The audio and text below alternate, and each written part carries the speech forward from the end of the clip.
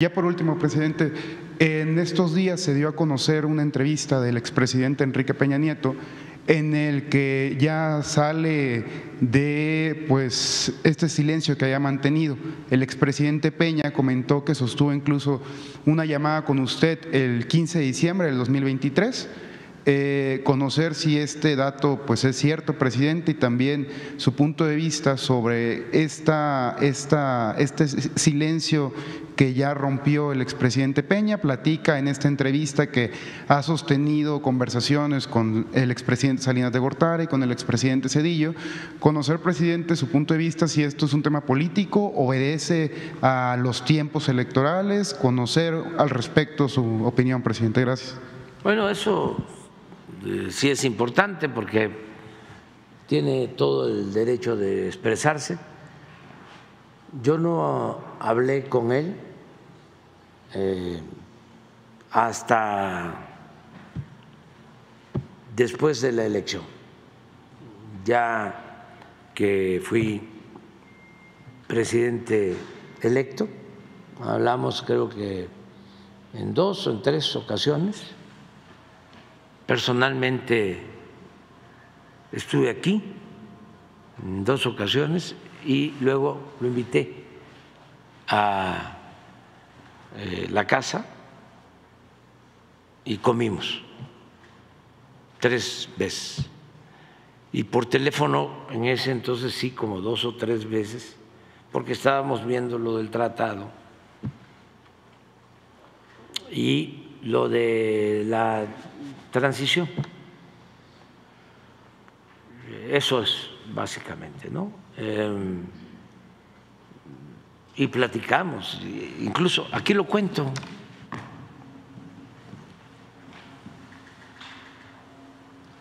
Aquí lo cuento.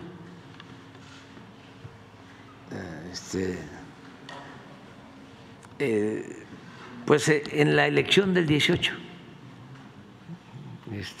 en la parte de cómo estuvo la elección del 18 y cómo le agradecía a él que, a diferencia de Fox y de Calderón, no se metieron abiertamente para influir en la elección en contra mía. Fox hasta lo reconoce, lo ha confesado cínicamente. Y además se probó una vez, y aquí también está, se presentó una denuncia porque salían de Los Pinos mensajes y la autoridad competente en ese entonces aseguró que sí, se había demostrado que salían esos mensajes en contra mía, la guerra sucia, el López Obrador o Andrés Manuel, un peligro para México, salían de Los Pinos, millones de mensajes, pero que la ley no establecía una sanción precisa, que la ley establecía, aquí lo explico, que solo se podía castigar si era en beneficio de un candidato, pero como no era en beneficio de ningún candidato, supuestamente, en abstracto, pues no se podía castigar. Así que aquí está la resolución incluso. Y con Calderón pues lo mismo, porque se presentó una denuncia por gastos excesivos de campaña del presidente Peña cuando fue candidato, y él tenía toda la información. Y no entregaron la información. Y el Instituto Electoral, no sé quién estaba entonces, pues los mismos, terminaron resolviendo que quien se había excedido en el gasto habíamos sido nosotros,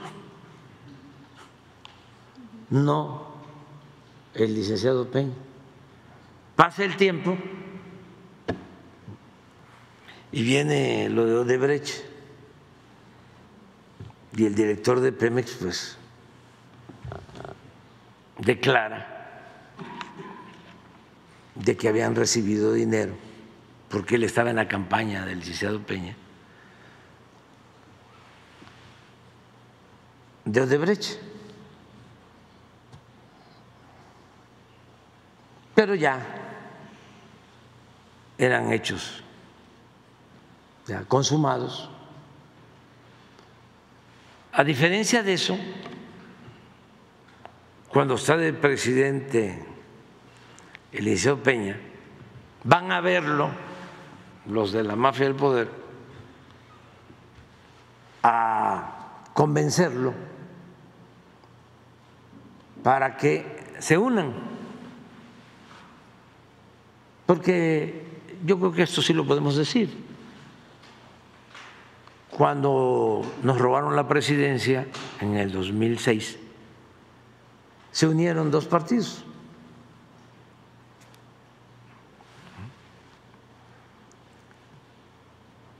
Y el partido que postuló a Calderón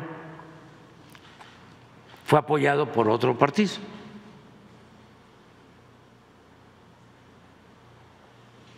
Y así se consumó el fraude.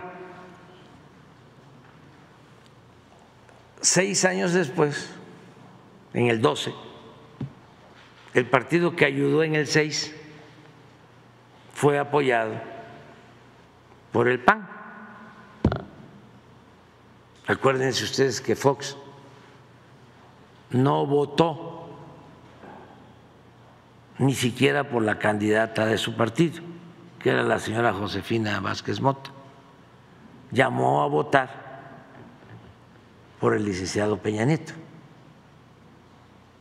Entonces, como ya venían haciendo ese acuerdo, esos enjuagues, cuando viene la elección del 18 y empezamos nosotros a crecer, pues ya estaban envalentonados y además ya sabían cuál era el camino, ¿no? Unirse.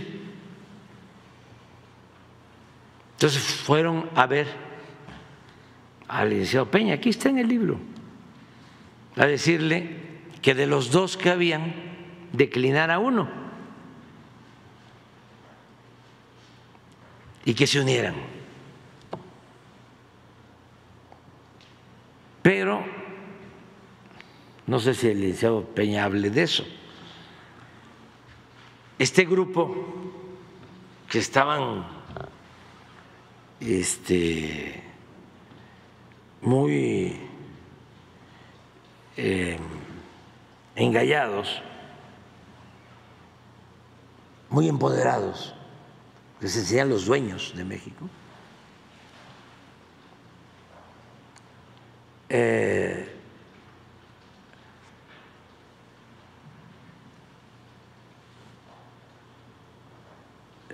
ningunearon al licenciado Peña siendo presidente, porque hubo la reforma fiscal y no les gustó, porque perdieron privilegios. Sobre todo, esa reforma significó quitarles la posibilidad de no pagar impuestos mediante un mecanismo tramposo llamado de consolidación fiscal, en donde una empresa grande tiene utilidades, pero para no pagar impuestos constituye 5, 10 empresas donde supuestamente pierde. Entonces, al distribuirse o al contabilizarse ganancias y pérdidas, termina en cero y ya no pagan. Yo a eso atribuyo la molestia de este grupo, entre otras cosas. Y aunque les dejó la condonación de impuestos y les condonó muchísimos impuestos, no pagaron impuestos los grandes durante el periodo del presidente Peña y del presidente usurpador Felipe Calderón. Pero como se sentían los dueños de México, iniciaron una campaña en contra del licenciado Peña y lo convirtieron en el payaso de las cachetadas. No sé si se acuerdan. O sea, todo esto para los jóvenes, porque como ya de esto no se habla, ni modo que van a encontrar esta información en el Reforma, que fue uno de los periódicos que usaron para ningunear, para golpear al presidente Peña, al grado que el presidente Peña termina con una aceptación, creo que del 25, del 30%.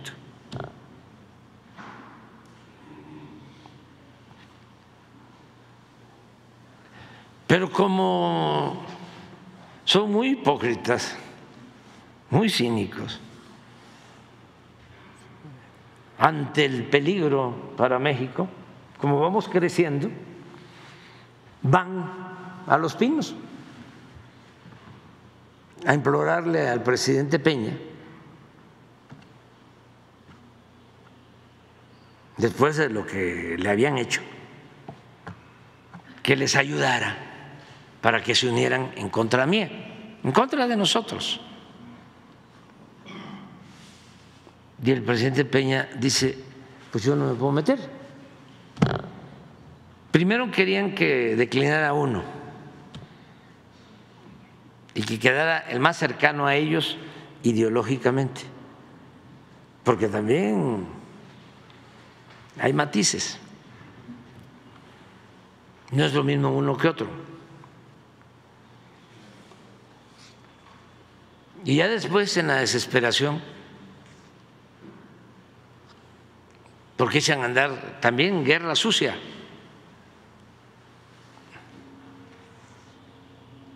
traen empresarios del extranjero, se reúnen para ponerse de acuerdo, pasan la charola, $1 millón en una reunión. Lo tengo documentado, aquí está. 5 millones, otro empresario, para un documental del señor Quintero, que estaba en Televisa. Ahora debe andar por Univisión, ¿no?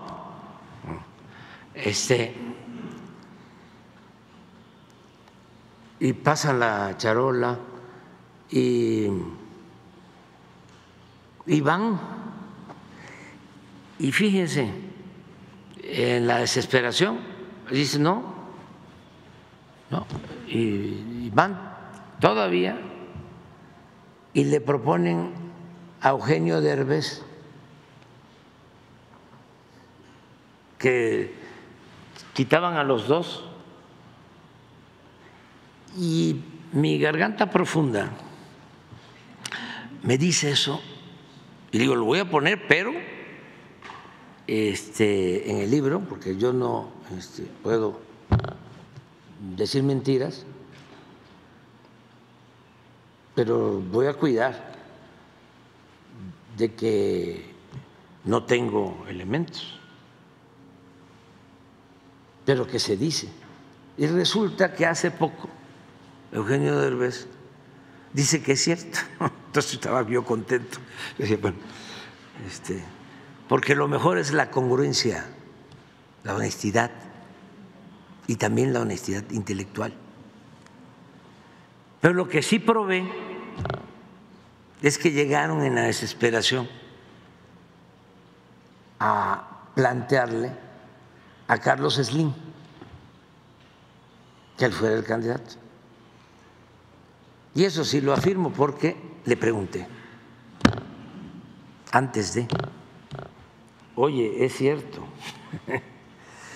que te propusieron? Sí, pero no te puedo decir más. No quiero más, ya con esto tengo. Entonces todo eso lo cuento. Entonces, ¿qué le agradezco al presidente Peña? Que a diferencia de Fox y de Calderón, que supuestamente significaban el cambio, él no se prestó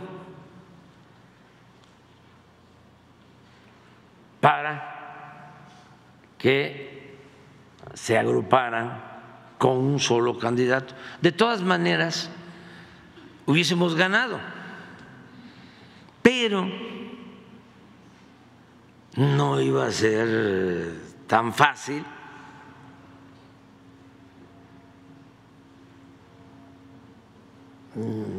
No era lo mismo. En ese entonces nosotros no teníamos ningún gobierno,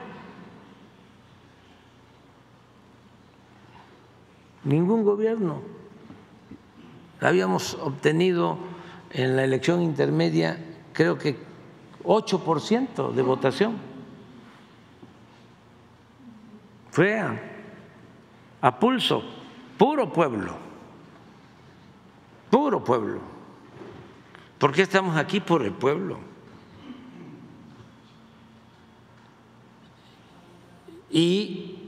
Pero de todas formas íbamos a ganar, pero unidos todos, porque yo siempre digo, fórmense, ¿no? Uno por uno, o sea, no sean montoneros.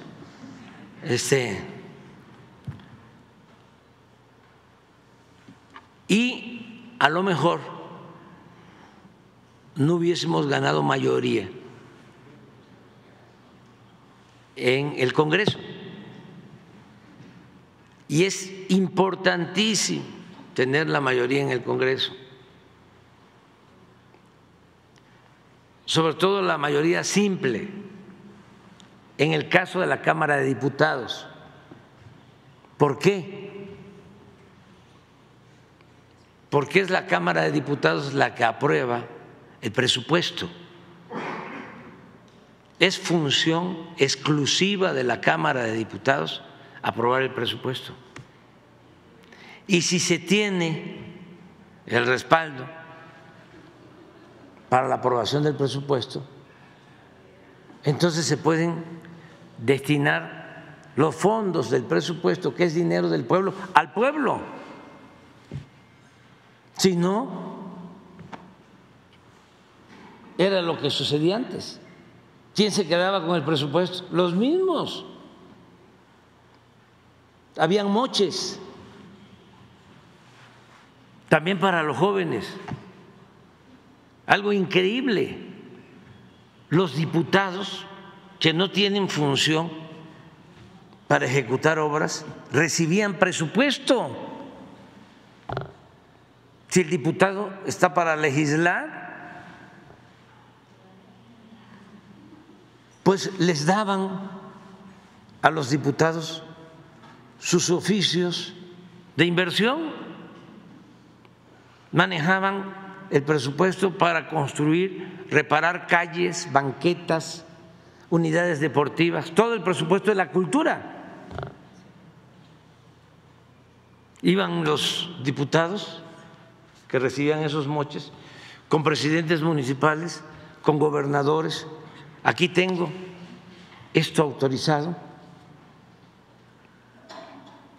aunque fuese un diputado de la Ciudad de México, podía ir con el gobernador o el presidente municipal de cualquier municipio, cualquier estado. Nada más que le decía al diputado, necesito el 10%, el 10%, el moche. Si no me vas a dar el 10%, no te preocupes.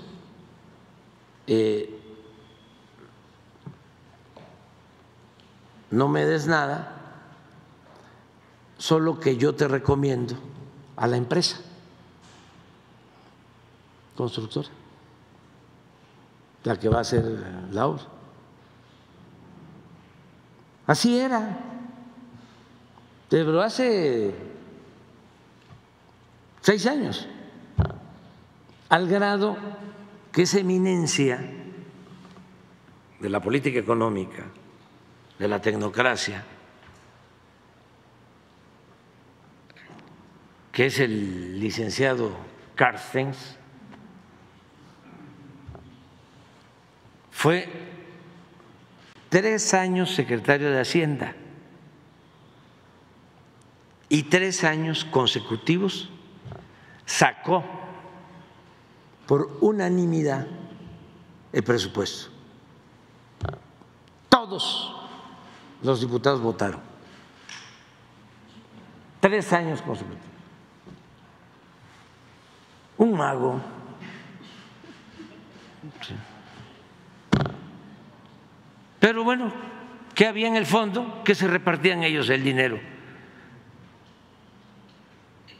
Y pues no le llegaba el presupuesto al pueblo. No es como ahora, que el presupuesto le llega de manera directa a los beneficiarios y se reparte con justicia y llega a millones de familias. Eso no existía. ¿Cuándo le llegaba algo a la gente o volteaban a ver al pueblo? Cuando había elecciones. En ese tiempo empezaba la repartidera, materiales de construcción, frijol con gorgojo, despensas, pollos, patos, chivos, borregos, puercos, cochinos, marranos y dinero en efectivo. Esa era la democracia. La democracia de la apariencia, porque lo que existía realmente era una oligarquía con apariencia de democracia. Era una minoría que dominaba, que tenía confiscados todos los poderes públicos. Entonces, es un proceso el que se tiene que ir haciendo de limpieza. Ya comenzó, va a llevar más tiempo, porque fueron 36 años. El porfiriato fueron 34. ¿Cómo costó desmantelarlo? El asesinato de nuestro apóstol de la democracia, Francisco I. Madero, la Revolución Mexicana, 1 millón de vidas por violencia, por pandemia, por hambre. Nosotros tenemos que celebrar todos que esta transformación la estamos haciendo de manera pacífica, sin violencia. Claro que rechinan y seguirán rechinando porque pues quisieran, ¿no?, que se mantuviese el mismo régimen de corrupción, Pero la gente, la mayoría de la gente ha dicho basta y está contenta